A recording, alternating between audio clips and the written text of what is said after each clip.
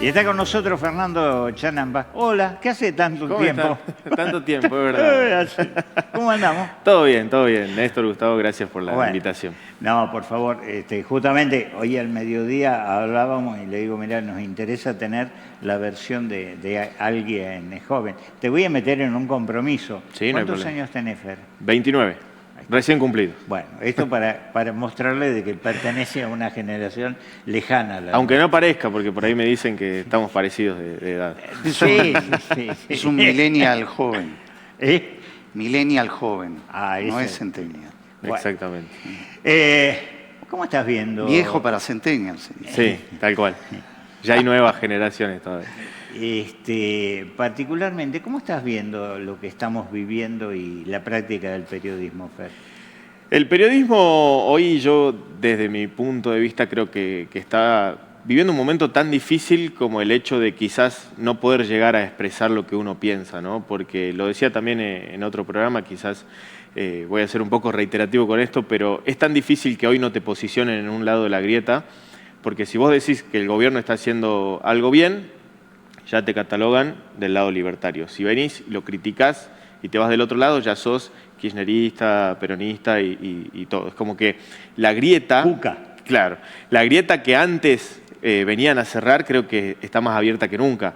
Hoy es muy difícil llegar a un punto en el que el periodismo pueda ser, no digo neutral, porque es muy difícil que el periodista sea neutral, porque al fin y al cabo es una persona con creencias, convivencias y demás, pero llega un punto en el que se hace muy difícil llegar a opinar porque ya te ponen de un lado de la grieta y nos acostumbraron a una sociedad que es un poco agresiva con los periodistas. Quizás con un poco me quedo corto, ¿no? Pero el simple hecho de que salga una frase de no odiamos lo suficiente a los periodistas nos pone en una posición de decir, ¿en realidad nos tienen que odiar a nosotros? ¿En realidad tiene que haber odio en la sociedad? Llega un punto en el que uno no sabe, ¿no? Por ahí hasta dónde hablar. Quizás hay que cuidarse un poco más con las palabras, porque llega un punto en el que, como decía recién, si decís una cosa bien, estás a favor, si decís una cosa mal, estás en contra, y no es que estás haciendo periodismo. Y el ataque constante, que llega a un punto en el que se hace insostenible, ¿no? Llegar a decir, ¿qué puedo hacer yo como periodista para influir y para que la gente vuelva a creer en mí? Porque a nosotros nos ven todos los días, nos escuchan todos los días, porque nos creen, porque confían en nosotros y porque tenemos un argumento con el cual opinar, ¿no? Esto es un poco el imperio de las etiquetas, ¿no? Exactamente. Que por ahí en eso nos potenciaron las redes sociales, los medios digitales, poner etiquetas, ¿no? Exactamente. Tal vez en otra época era más difícil o las etiquetas iban por otro lado. O cuando era muy evidente. Claro. O cuando era muy evidente. Yo voy a dar un ejemplo en lo personal.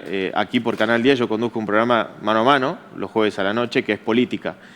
Ni mi pareja sabe cuál es mi ideología, por así decirlo, marcada, ¿no? Porque quizás sabe a quién voté, sabe por dónde me fui, pero no sabe cuál es mi ideología, porque yo vengo acá y digo las cosas que a mí me parecen bien, las cosas que a mí me parecen mal, y no solo las que a mí me parecen bien, sino las que escucho de mi familia, de mis amigos, de mi gente cercana, de lo que escuchamos acá cuando vemos los mensajes de nuestros televidentes. Entonces, es tratar de formar eso desde el periodismo, de decir, sí existe el periodismo crítico con las cosas que se hacen mal y que celebra las cosas que se hacen bien, ¿no? Sí, lo que pasa es que tal vez hay dos grandes problemas, ¿no?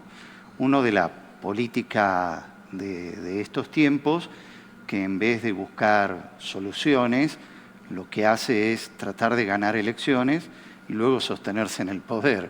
Y para eso encontró una fórmula que es justamente la de la polarización. Y por otro lado, la sociedad, que en vez de contrastar, en vez de escuchar distintas posiciones y después sacar conclusiones, también algo que se profundiza con lo digital, ¿no? Nos encerramos en una burbuja, ¿eh? Escuchamos lo que queremos escuchar, lo que coincide con nosotros y anulamos todo lo demás. Y voy a sumar algo a lo que le dijiste, que no sé si no solo buscan o no están buscando soluciones, sino que están buscando culpables constantemente. Porque a mí, por ejemplo, cuando leo detenidamente la carta de Manuel Adorni, con su renuncia a la jefatura de gabinete, inmediatamente lo que hace es responsabilizar a los demás. Nunca hizo mea culpa de lo que pasó, de lo que se investigó, de lo que justamente bueno, todos sabemos lo que está pasando, lo que está sucediendo en torno a su imagen, pero fue responsabilizar a los medios de comunicación de ensuciarlo, de difamarlo, cuando fueron palabras que dijo él. Claro, es la técnica, de este lado estamos los buenos, del otro lado están los malos, y viceversa. Y ahora el Da la periodista está vuelta. en el lado de los malos. Yo recién lo escuchaba a Sebastián, por ejemplo, cuando hacía referencia a la parte del pendrive, ¿no? Que en un momento Adorni en su carta pone: inventaron que yo me encontré un pendrive con $200.000. Pero sí es lo que vos dijiste. Él lo declaró. O sea, vos lo dijiste en un programa de televisión inmediatamente después de que presentaste tu declaración jurada. Entonces, a partir de ahí, ¿el periodismo qué hace? Agarra la información de lo que dijo Adorni y se pone a investigar y dice: Adorni se encontró un pendrive con $200.000. Y pasó algo muy llamativo en esto, creo, que ya que hablamos de la diferencia quizás juventud y demás, ni los jóvenes creo que le creyeron, ¿no? Porque justamente como decía Sebastián, el invitado que estuvo anteriormente, los jóvenes conocen cómo funciona el Bitcoin, los jóvenes conocen cómo se compra, lo difícil que era comprar un Bitcoin en 2013, Claro. cuando él declara haber comprado. Entonces, ese argumento que él da cuando no justamente declara ese dinero, es como que pecó mucho de credibilidad. Sí, además olvidarte de que tenías por ahí $200.000 es complicado. No estamos hablando de poca plata, no estamos hablando No, de... fui a revolver ahí, uy, justo me acordé y encontré. Viste que por ahí agarrás una campera vieja y te encontrás Claro. 200 pesos. Bueno. Sí, yo una vez en un saco encontré bonos de cancelación de deuda.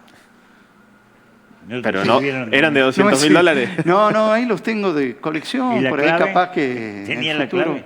¿Eh? ¿Tenía la clave? No. Fer, ¿sos usuario de redes sociales? Sí. ¿Intenso? ¿Mediano? Sobre todo de una. En Instagram estoy bastante tiempo. Sí, suelo ver e informarme por ahí también.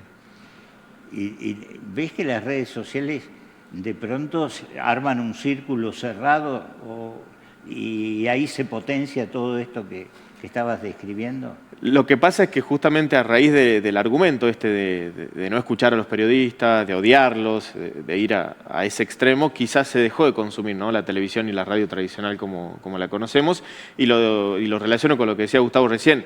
En las redes sociales vos seguís a las cuentas que vos querés, a las cuentas que coinciden con vos, a las cuentas que pregonan justamente contenido que vos querés consumir. De hecho, el algoritmo mismo de las redes sociales te posiciona ahí. Si vos una vez publicaste algo a favor de la derecha, te va a salir todo de la derecha. Si lo hiciste a favor de la izquierda, te va a salir todo de la izquierda. Porque a las redes sociales lo único que le importa es que vos sigas consumiendo. Entonces, se arma ese círculo en el que se vuelve todo cerrado y es lo que dice ahí es cierto y lo que decís vos es mentira. Por más que lo haya declarado el propio jefe de gabinete, en este caso, ex jefe de gabinete. Vos sabés que dijiste algo sobre los jóvenes, esto es una reflexión media tonta, pero la importancia de cómo los jóvenes van cambiando de opinión.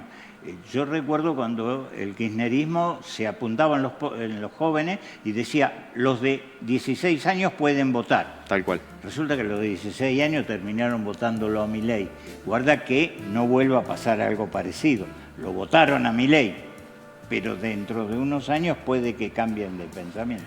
Los comentarios, por lo menos que yo veo en redes sociales, hay muchas personas que votando a La Libertad Avanza, con el caso Adorni, volvemos al caso de la semana sin lugar a dudas, muchos decían y hasta pedían la renuncia, ¿no? Como decir, den un paso al costado, que venían a cambiar estas cosas. No importa si los anteriores robaron un montón más y el argumento que utilizan algunos, sino que los que venían a cambiar las cosas las tienen que cambiar efectivamente, ¿no? Gracias por haber venido. ¿Te veo mañana? Exactamente, un placer. A las 12. A las 12, en Noticiero 10. Meta.